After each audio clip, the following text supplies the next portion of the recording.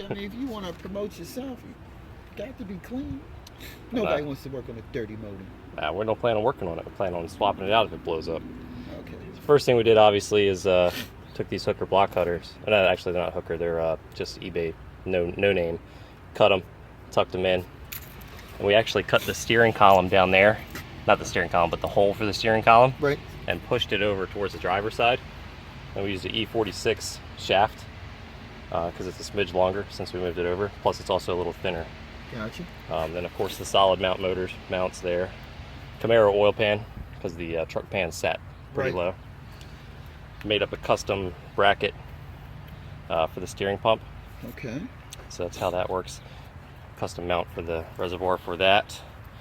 Radiators just kind of pieced together. This is, what was in his car before, so it's the standard size one for the BMW. And we just pieced together some hoses, basically. Took the thermostat out. Shut off right there, right? That's the main power shut off. So that's just basically, this is the battery coming in on one side, and then everything else connected on the other. These cars, the passenger side always go right in with no problem. It don't look like you had to cut it at all. Right. It's the steering shaft is the issue. Okay. Yeah. Passenger side, we didn't have to mod at all. So that's just a block off there, because this is normally where the heater lines would come out and then run to the core. But we ran the bottom one off the bottom of his expansion tank here, and then just capped off this side. So it's always pressurized then? Yeah, we're gonna try to figure something out as far as letting the pressure out of it. Okay. But BMW runs their systems without really a way for the pressure to escape.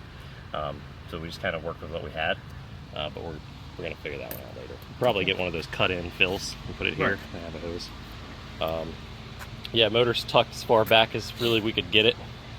We had to beat the trans tunnel in, and it basically cut slats in it, beat it in on that side because it was hitting on this side. What training? It's actually a Nissan CD001. It bolted up? No, Collins Adapters makes an adapter for it. It comes with an adapter clutch.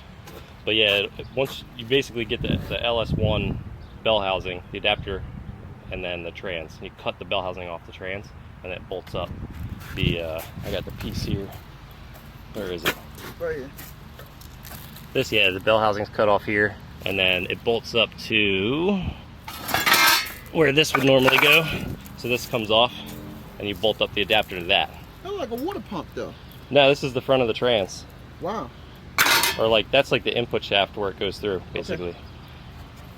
Then that all, goes together, and then you end up with what we got under the car here. Which is, transmissions under there, the adapter. Why do you have an O2 all the way in the back? Because that's a wideband. That's just for looking at the gauge, really. Okay. Got custom-made drive shaft under there. Who made it? A1 or? Oh, I made it. I put it together from the front of the 350 drive shaft and the rest of the BMW drive shaft, and it's been holding up.